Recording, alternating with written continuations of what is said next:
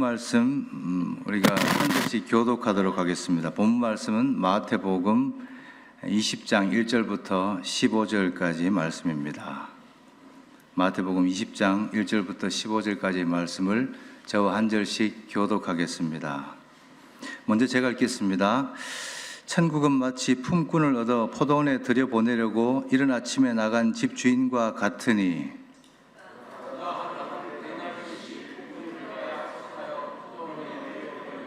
또 제3시에 나가보니 장터에 놀고 서 있는 사람들이 또 있는지라.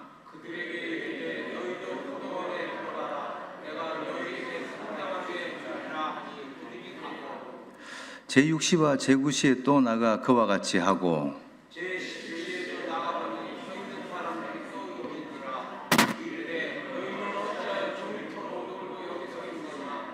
이르되 우리를 품꾼으로 쓰는 이가 없음이니이다. 이르되 너희도 포도원에 들어가라 하니라.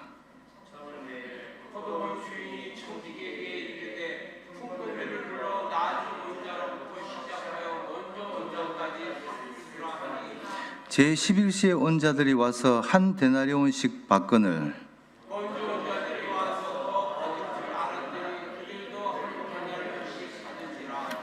받은 후 집주인을 원망하여 이르되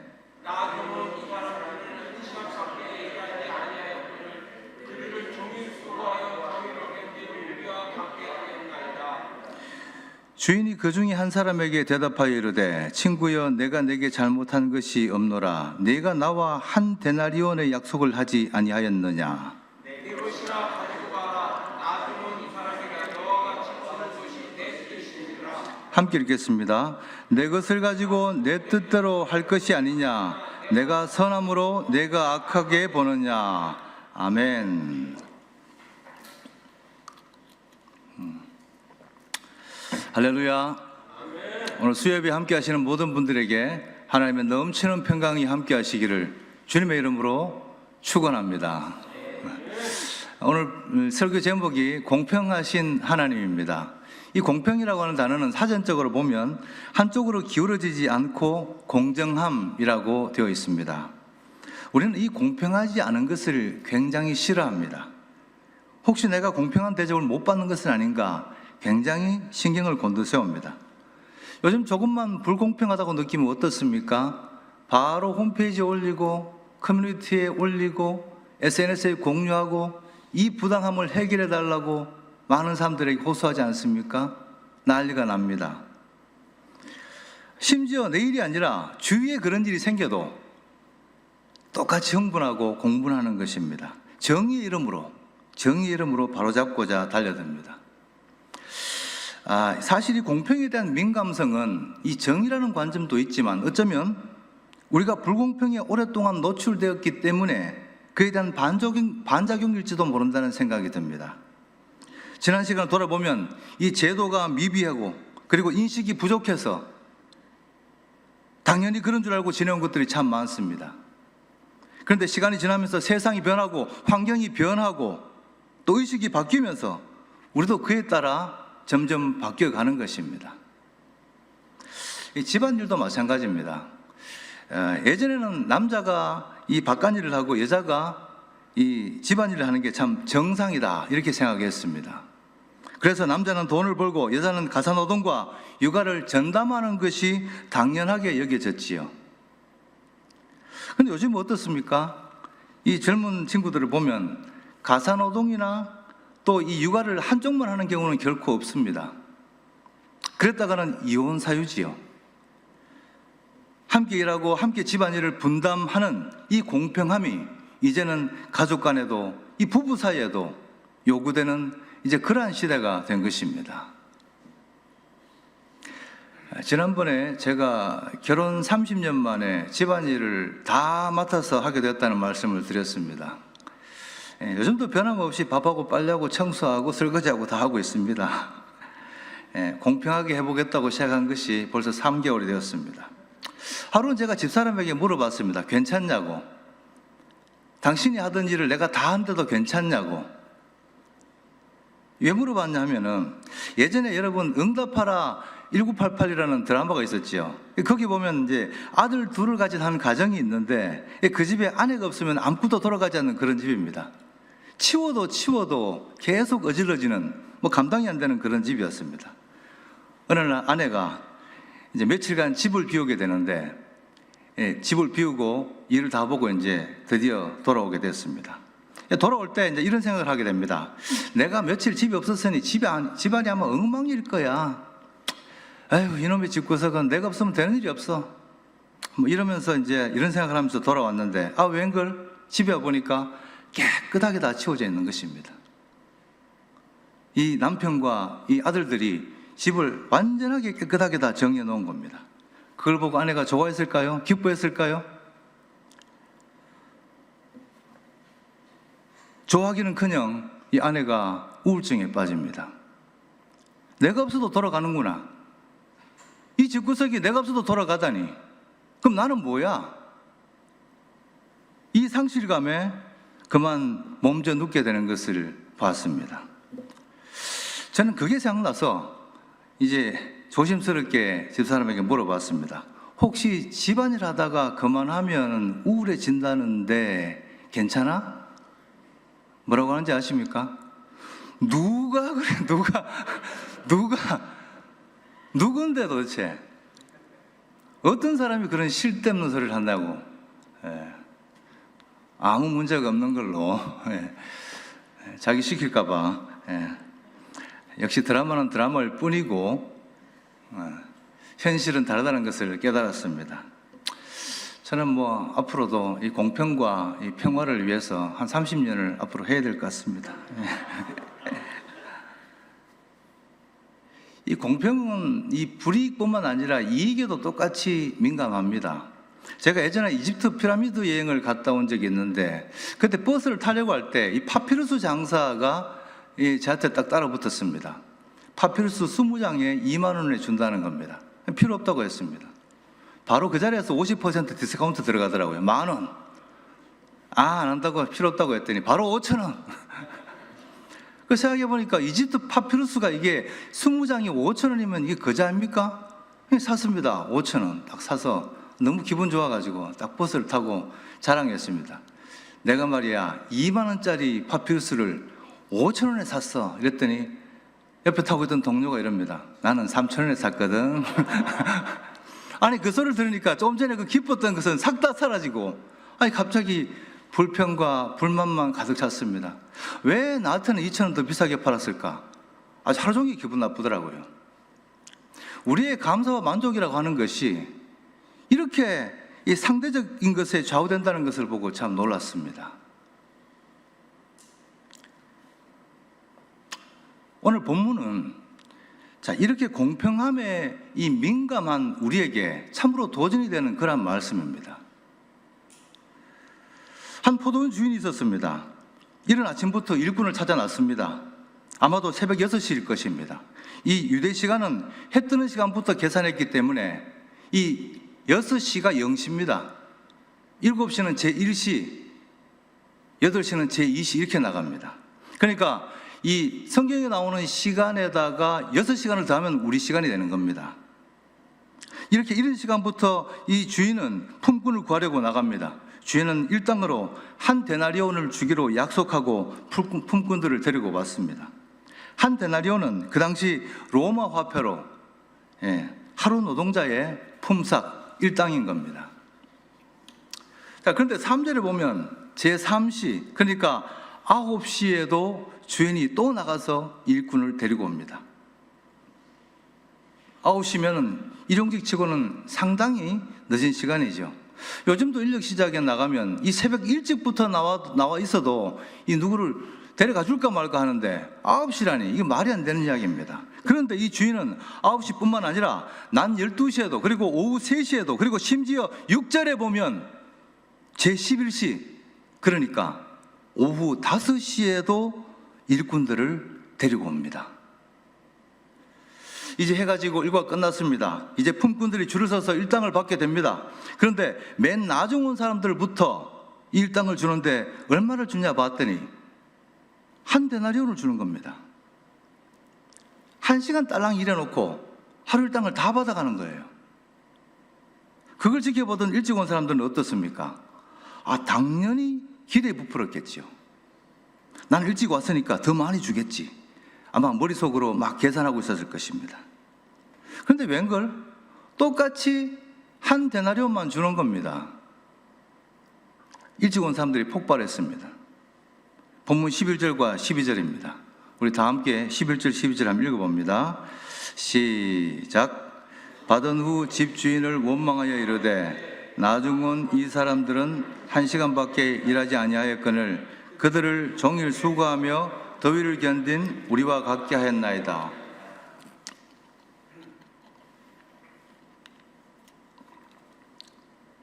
이런 법이 어디 있습니까? 새벽부터 와서 나는 하루 종일 땀 흘려 일했습니다. 그런데 어떻게 1시간밖에 일한 사람과 저를 똑같이 취급하십니까? 이거는 불공평합니다. 여러분이 만약 이런 일을 당했다면 어떨 것 같습니까? 괜찮으시겠어요? 이 공평에 민감한 우리가 이걸 그냥 넘어갈 수 있을까요? 자, 그런데 성경을 가만히 보면 이런 불공평이 여기만 있는 게 아닙니다. 누가복음 15장에는 잃어버린 한 마리 양을 찾겠다고 99마리 양을 이 들판에 그냥 두고 떠나는 이 목자가 나옵니다. 물론 한 마리 양을 찾는 것도 중요하지요. 그런데 생각해 보면 99마리 양을 어쩌라는 겁니까? 여러분 그런 생각 안 해봤습니까? 아무도 없는 들판에서 목자도 없이 있다가 늑대 습격이라도 받는다면 어떻게 하라고 그럽니까? 아마도 한 마리 양을 찾아 떠나는 목자를 보고 이 99마리 양은 이렇게 말했을 것입니다. 목자님 너무하십니다. 그 말 안 듣고 지 맘대로 놀다가 길 잃어버린 그 양 한 마리 찾느라고 착하고 그동안 말 잘 들었던 우리 모두를 버리고 떠나시다니요. 이거는 불공평합니다. 여러분 맞는 말 아닙니까? 또 있습니다. 우리가 잘 아는 돌아온 탕자 이야기입니다. 둘째 아들은 아버지한테 유산을 받아서 외국에 가서 허랑방탕하게 다 써버렸습니다. 가산을 탕진한 것입니다. 나중에 빈털터리로 돌아왔는데 아버지가 어떡합니까? 버선발로 뛰어나가서 끼어안고 입을 맞추고 그리고는 좋은 옷을 입히고 금가락지를 끼워주고 살찐 송아지를 잡아서 잔치까지 베풀어 주는 겁니다. 이 소식을 듣고 큰아들이 집으로 옵니다. 화가 나서 아버지께 따집니다. 아버지 이러실 수가 있습니까? 여러 동안 저는 최선을 다해서 일했습니다. 먹을 것 못 먹고 입을 것 못 입고 정말 아껴가면서 아버지를 모시고 최선을 다해서 일했습니다. 그런 저에게는 염소 새끼 한 마리 안 주시더니 어떻게 저렇게 가산 다 탕진하고 저렇게 막 살다 온 인간을 살찐 송아지를 잡아주시고 잔치까지 다 베풀어 주십니까? 이것은 불공평합니다. 여러분 이 큰아들의 말에 틀린 말이 있습니까? 아무리 생각해도 논리적으로 흠잡을 데 없는 말입니다. 자, 왜 예수님은 이런 불공평해 보이는 비유를 우리에게 계속 들려주실까요? 성경은 왜 이렇게 우리가 생각할 때 불공평하다고 여겨지는 이야기가 많을까요? 왜 일한 만큼 일당을 쳐주지 않을까? 왜 말 잘 듣는 이 99마리를 내팽개치고 말 안 듣는 한 마리 양을 구하러 갔을까? 왜 가산을 탕진하고 지멋대로 살다 온 이 동생에게 살찐 송아지를 잡아주고 잔치까지 베풀어 줬을까? 생각할수록 불공평하고 의문투성입니다. 왜 우리는 이런 생각이 자꾸 들까요? 그것은 바로 우리도 모르게 이 억울함을 호소하고 있는 자들과 우리를 동일시하고 있는 것입니다. 우리는 우리 자신이 해질 무렵에 끼어든 품꾼이 아니라 온종일 고생한 그 품꾼과 우리를 동일시하고 있습니다. 나는 한 마리 잃어버린 양이 아니라 99마리의 착한 양이라고 생각합니다. 나는 적어도 말 안 듣는 둘째 아들이 아니라 평생 아버지 명을 거스르지 않고 열심히 일해온 큰아들입니다. 그런 관점으로 보니까 이 모든 것이 불공평해 보일 수밖에 없는 것이죠. 과연 그럴까요? 과연 우리가 그런 존재일까요? 사실은 하나님 입장에서 보면 바로 우리 모두가 해질 무렵에 들어온 쓸모없는 일꾼입니다. 천국이라는 일당을 전혀 받을 자격이 없는 1시간짜리 일꾼인 것입니다. 우리 모두는 말 안 듣고 자기 마음대로 무리를 떠난 한 마리 양이요, 가사를 탕진하고 마음대로 살아온 죄 많고 회개할 것 많은 바로 그 탕자의 모습이 바로 우리의 모습인 것입니다. 그럼에도 불구하고 구원해 내시는 하나님의 크신 사랑이 바로 이 비유들의 핵심이라는 사실을 여러분 잊지 마시기 바랍니다. 이 사실을 간과한 채 우리는 심판자 입장에 서서 이 모든 것이 불공평하다고 그렇게 생각하고 있었던 겁니다.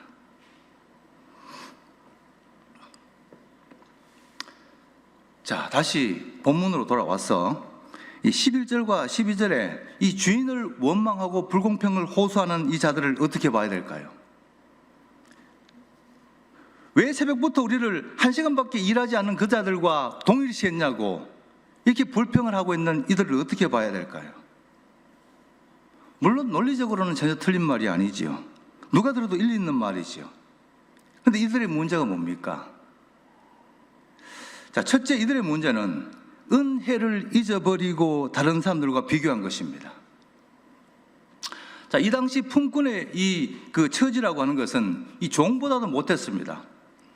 왜냐하면 종들은 적어도 먹을 걱정을 안 했습니다. 일종의 직장이죠. 주인에게 노동력을 제공하고 생계를 보장받는 것, 이것이 종 아니겠습니까? 그런데 이 품꾼들은 정말 하루 벌어 하루 먹고 사는 바로 그런 존재들이었던 겁니다. 자기를 불러주지 않으면 그날은 허탕치고 온 가족이 다 굶는 것입니다. 그들에게 하루 일당은 정말로 생명과 같은 것이었습니다. 처자식이 기다리고 있을 생각을 하면 혹시 오늘 누가 불러주지 않을까 노심초사하는 마음으로, 그렇게 애타는 마음으로 기다렸던 것이 바로 그들의 처지였습니다. 그런 그들에게 이 포도원 주인이 새벽부터 나와서 묻지도 따지지도 않고 일당을 보장해 준다고 합니다. 하루 일당을 약속합니다. 이 얼마나 감사한 일입니까? 따뜻하게 일당을 챙겨서 가족을 만날 수 있게 되었습니다. 하루 종일 굶고 있을 아이들에게 따뜻한 저녁을 먹일 수 있게 되었습니다. 처음 부름받았을 때 그들이 얼마나 감사하고 감격했을까요? 그런데 지금 그 감사는 다 잊어버리고 그 은혜는 다 어디로 가고 없고 원망하고 있는 것입니다. 자, 이들을 보고 주인이 뭐라고 합니까? 본문 13절을 다 함께 읽습니다. 시작. 13절입니다. 시작.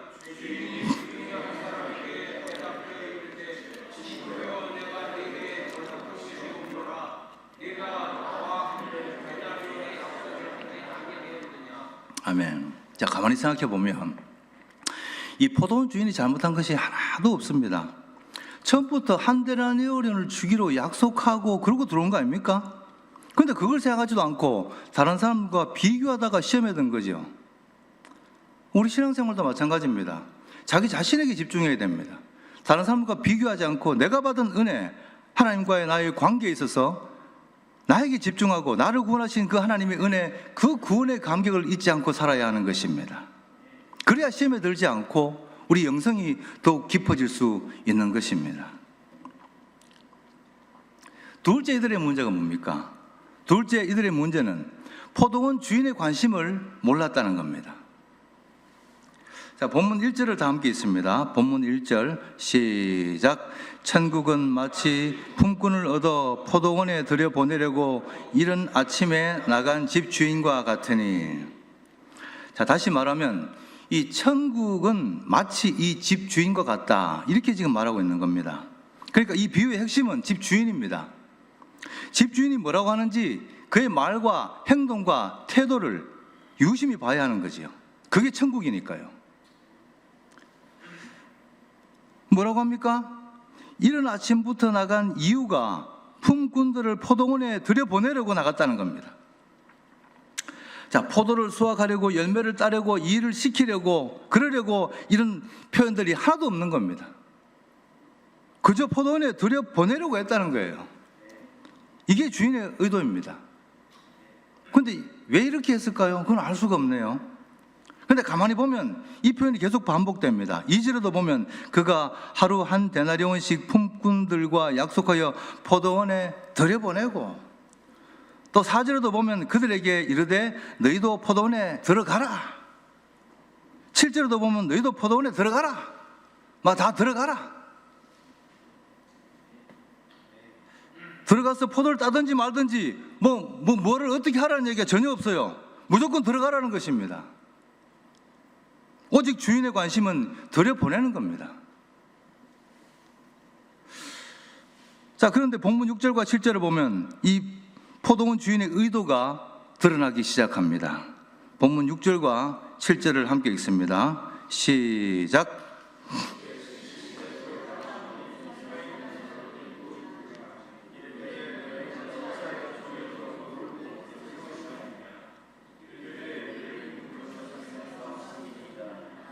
이르되 너희도 포도원에 들어가라 하니라.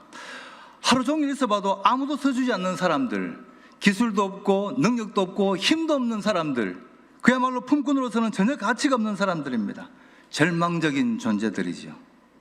그리고 이 시간에 들어와도 정말 1시간밖에 일하지 못합니다. 그런 사람들도 들어가라는 겁니다. 이 주인이 왜 이러는 걸까요? 왜 이런 사람도 들여보내려고 하는 걸까요? 이것은 정말 이 일의 논리로는 도저히 설명이 안 되는 그런 이야기입니다. 결국 일 시키려고 들여보낸 것이 아니라는 얘기가 되는 거죠. 다시 말하면 이 주인은 이 사람이 일을 얼마나 잘할 것인가, 얼마나 많은 일을 해낼 것인가, 얼마나 많은 일을 내가 시킬 수 있을 것인가, 이런 관점으로 출발하는 게 아니었다는 얘기입니다. 그럼 어떤 관점입니까? 본문 14절과 15절 함께 읽습니다. 시작.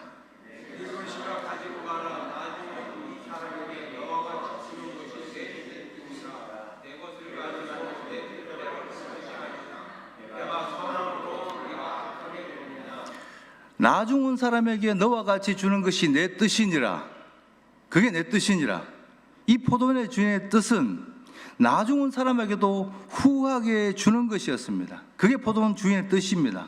비록 늦게 들어왔지만 그래도 온 가족이 따뜻한 저녁밥을 먹을 수 있도록 후하게 주는 것, 그것이 포도원 주인의 뜻이었던 겁니다. 이걸 다른 말로 뭐라고 합니까? 이게 바로 긍휼입니다. 긍휼. 지금 포도원 주인은 장터에서 서성거리는 그들을 긍휼히 여기는 마음으로 부른 것입니다. 일의 논리가 아니라 내가 부르지 않으면 빈손으로 집으로 돌아갈 수밖에 없는 그들을 불쌍히 여기는 마음으로, 긍휼의 논리로 불러줬던 것입니다. 여러분, 일의 논리로 불렀다면, 세상적 논리로 불렀다면 시간에 따라 정확히 계산했을 것입니다. 아침 일찍 6시에 온 사람한테는 한 데나리온, 그리고 9시에 온 사람은 12분의 9데나리온, 그리고 정오에 온 사람들은 2분의 1 데나리온, 이런 식으로 계산해서 맨 마지막에 온 사람은 12분의 1만 주면 되는 겁니다. 이게 공평한 것이고 이것이 세상적 논리입니다. 그러나 긍휼의 법칙은 계산법 자체가 다릅니다. 내가 얼마나 일했고 내가 얼마나 잘나서 그래서 주는 게 아닌 것입니다. 자기가 없는 그들에게, 불러주지 않으면 빈손으로 돌아갈 수밖에 없는 바로 그들에게, 그 밖에서 정말 어쩔 수 없이 온 가족이 굶어야 할 그들에게 직접 찾아가서 선택하여 불러주는 것, 포도원에 들여보내주는 것, 후하게 주는 것, 이것이 바로 긍휼의 계산법이요 천국의 모습이라는 말씀입니다. 그래서 본문 1절은 이렇게 말하고 있습니다. 본문 1절을 보면 천국은 마치 품꾼을 얻어 포도원에 들여보내려고 이른 아침에 나간 집 주인과 같으니. 그렇습니다. 우리 모두는 하나님의 긍휼이 없었다면, 하나님의 은혜가 아니었다면 천국 근처도 못 갈 사람들이었습니다. 어떻게 우리가 하나님의 백성이 되었습니까? 오직 은혜로 하나님의 긍휼에 힘입어 우리가 구원을 받은 것입니다. 오늘 설교 제목이 공평하신 하나님입니다. 여기서 말하는 공평은 어떤 공평일까요? 우리가 생각하는 것처럼 세상적 논리로 정의 이름으로 정확히 일한 만큼 한치 오차도 없이 딱 계산해서 주는 그런 공평일까요? 하나님의 공평은 우리의 공평과는 다른 것입니다. 우리의 공평이 정의로 만들어졌다면 하나님의 공평은 긍휼로 만들어진 줄로 믿으시기 바랍니다. 가진 자나 못 가진 자나 일찍 온 자나 늦게 온 자나 능력 있는 자나 모자란 자나 그 어떤 것도 상관없이 오직 은혜로 오직 믿음으로 그렇게 구원받는 것이 바로 하나님의 공평인 줄로 믿으시기를 주님의 이름으로 축원합니다. 이것이 공평하신 하나님의 참 뜻이 참 의미인 줄로 믿으시기 바랍니다. 말씀을 이제 마무리하겠습니다. 오늘 우리는 본문을 통해서 이 두 가지 교훈을 얻습니다. 첫째는 구원의 은혜를 잊지 말자는 겁니다. 우리가 받은 구원이 바로 주인이 불러주지 않았다면 결코 포도원에 들어갈 수 없었던 자격 없는 품꾼이 받았던 바로 그 은혜입니다. 여기 잘나고 못나고가 어디 있겠습니까? 내게 주신 이 은혜를 깊이 간직하고 다른 사람과의 비교는 우리 덮어두도록 합시다. 공평을 따지기 전에 내가 받은 은혜와 사랑을 먼저 이야기하는 우리 모두가 다 될 수 있기를 바랍니다. 둘째는 이 긍휼의 눈으로 이웃을 바라보자는 겁니다. 믿음의 공동체는 이 세상의 논리가 아니라 하나님의 방법, 이 긍휼의 논리로 돌아가야 되고 그 긍휼의 논리가 지배하는 사회가 되어야 되는 겁니다. 세상의 논리로 교회를 바라본다면, 이웃을 바라본다면, 내 가족과 내 동료들을 바라본다면 어떻겠습니까? 이것도 부당하고 저것도 불공평하고 이것도 문제 저것도 문제, 다 문제로 보일 것입니다. 최근 이 우리를 둘러싸고 있는 이 문제를 보면 참 답답합니다. 이 우리 교회와 관련된 이런 문제들을 보면 여러분 어떻습니까? 마음이 답답하지 않습니까? 아마 여러분도 다 그러실 줄로 믿습니다. 가만 들어보면 누구 말을 들어도 논리적으로 틀린 말이 하나도 없습니다. 다 맞는 말이에요. 그러나 오늘 이 말씀에서 보는 것처럼 우리 시선이 하나님의 마음을 덧입는 시선으로, 긍휼의 법으로 그렇게 바라봤으면 좋겠습니다. 오죽하면 저러겠나? 오죽하면 저렇게 말하겠나? 우리 이러한 긍휼의 마음으로 우리 상대를 바라봅시다. 일의 논리가 아니라, 세상의 논리가 아니라 이 긍휼의 법칙으로 자격 없는 품꾼들을 받아들인 포도원 주인처럼 그런 긍휼의 눈으로 우리가 우리 동료들을, 우리 상대들을, 우리 성도들을 바라볼 수 있기를 주님의 이름으로 축원합니다. 그래서 구원받은 성도답게 예수 그리스도의 사랑을 실천하고 우리가 있는 곳에서, 우리가 처한 그 삶의 현장에서 예수 그리스도의 향기를 드러내며 살아가는 우리 모두가 될 수 있기를 바랍니다. 구원의 감격을 잊지 않고 긍휼의 눈으로 이웃과 세상을 바라보며 감사와 은혜로 살아가는 우리 모두가 다 될 수 있기를 주님의 이름으로 축원합니다. 기도하겠습니다. 사랑과 은혜가 풍성하신 아버지 하나님, 오늘 말씀을 통해서 저희들은 깨달음을 얻습니다. 우리가 받은 구원의 은혜를 잊어버리고 만족하지 못하고 불만하고 또 감사하지 못한 삶을 살았습니다. 하나님 아버지, 우리를 불쌍히 여겨주시옵소서. 다시 그 구원의 감격을 회복하는 우리의 삶이 되게 하여 주시옵소서. 그 구원의 감격을 잊지 않고 언제나 감사하며 살아가게 하옵소서. 또 아버지 하나님, 긍휼의 눈으로 바라보게 하여 주시옵소서.